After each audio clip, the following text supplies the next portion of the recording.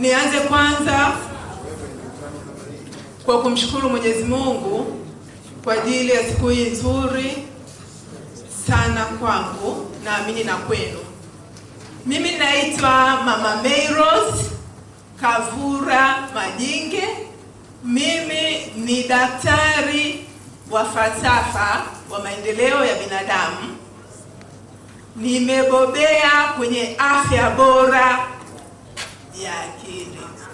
Kila mmoja wetu anahitaji afya bora ya mwili, si ndio jamani Vivyo hivyo kila mmoja wetu anahitaji afya bora ya akili. Kwa hiyo swala la afya bora ya akili ni hitaji la lazima kwa kila mmoja wetu, kwa sababu maisha ni kufurahi. Ukiwa comfortable ndio una feel now sasa mimi naishi. Ndugu zangu, ndio nasema kwa sababu ya hali ilivyo, mimi kama mtaaluma wa eneo hili la afya bora ya akili na maendeleo ya binadamu nilikuwa na changamoto ya kujiuliza tufanye nini, ni wapi nikishika itasaidia jamii kuweza kuwa na yale maisha mazuri, kuishi. Nikisema kuishi sana nielewa, nitaisaidia jamii iweze kuishi. Baada ya kuchambua na kufanya uchunguzi wa kina, nikagundua kwamba jambo linalosababisha hali tulionayo, ama niseme afya duni ya akili, kwa sababu ni afya ya akili ndio inafanya mambo vizuri, si ndio afya bora ya akili, sivyo? Sasa hali tulionayo inasababishwa na afya duni ya akili. Nikasema kwani hii afya duni ya akili ni kitu gani? Chanzo cha watu kuwa na afya duni ya akili ni nini? Hilo ndio lilikuwa swali langu na leo nitawaambia. Chanzo cha watu kuwa na afya duni ya akili ni kitu kinaitwa chuki. Kila mtu aseme chuki. Hiyo unayojua. Hiyo ndio chanzo cha watu kuwa na afya duni ya nini? Ya akili. Chuki unayojua hiyo ni ugonjwa. Mbaya zaidi sio ugonjwa tu, ni ugonjwa unaoambukiza kwa kasi ya ajabu na unapunguza kinga. Tumezoea ukimwi ndio unapunguza kinga, si ndio Sasa chuki ndio baba lao, inazidi ukimwi. Chuki inapunguza kinga ya mwanadamu.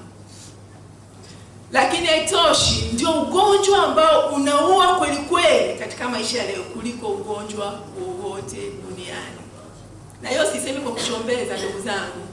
Pia niliwashirikisha na wanasayansi pamoja hata na WHO wenyewe, na walikiri kwamba chuki ni ugonjwa hatari. Kwa hiyo sio swala tu la kusema, ninasema kwa kuchombeza. Kwa hiyo kuanzia leo viongozi mjue chuki ni ugonjwa na ni ugonjwa unaoambukiza kwa kasi. Sasa mwenyekiti, nimesema hapo ndipo mahali ambapo panasababishwa hali tulionayo leo. Hali ya kujisikia vibaya. Ndio maana leo sipieka mtu hapo anivumilia. Tutamtolea mfano. Akiamka anajisikia vibaya, anamwambia mke wake, leo mimi najisikia vibaya. Utasikia mke wake anamwambia si ukapime? Au weza mwenye mjisikia mnaambiwa hivyo? Kapime. Kwa nini? Tujue unasumbuliwa na ugonjwa gani. Hivi ukiwa na chuki unakuwa comfortable au unajisikia vibaya? Jisikia vibaya Ndio maana naambia chuki ni ugonjwa, kwa sababu maana ya ugonjwa ni hali ya kujisikia vibaya. Sasa tunaenda pamoja, nianze hatua za tiba ya chuki ndugu zangu. Hatua ya kwanza ya tiba ya ugonjwa wa chuki inasema tambua chuki ni ugonjwa. Hiyo ndio hatua ya kwanza ya kujua, yani ndio ya tiba. Kutambua tu chuki ni ugonjwa tayari unaanza kupona. Hivi ukitambua chuki ni ugonjwa, utaendelea kubebelea ile chuki kama afya yako iko vizuri ya akili. Utaangalia namna ya kuiavoid, si ndio? Kwa hiyo kuvuruga maana yake akili yako ina changamoto. Kwa hiyo hakuna ambaye akabiliana na changamoto ya afya ya nini? Ya akili. Kila mtu anakabiliana nayo. Lakini namna gani tunakabiliana nayo ndio tunatofautiana. Ndio wengine kiwazidi sana wanapanda gorofani wanajirusha chini. Wengine wanachukua mapanga. Wengine wanaamua kukimbiani wanajifunga, mambo kama haya. Kwa sababu ya afya duni ya nini? Ya akili.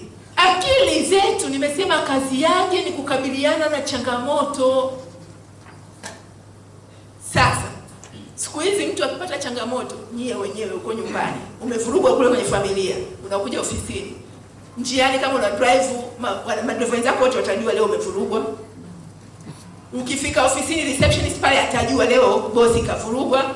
Ukiingia, yani sura inabadilika, maongezi yanakuwa nini? Yani kila mtu ataona leo bosi akavurugwa. Sio, mnanielewa? Ukiwa na hali kama hiyo, ni kwamba afya yako ya akili ni duni, haina stamina ya kuhimili changamoto. Maisha ni watu na watu wenyewe ndio mimi.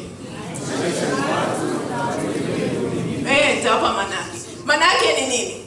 Mambo yote unayoyaona kwenye maisha ni ya watu. Na watu wenyewe ndio nani? Ndio mimi. Uwezo wote duniani unaanzia kwenye akili yako. Na pale ambapo unataka ukaengage akili yako.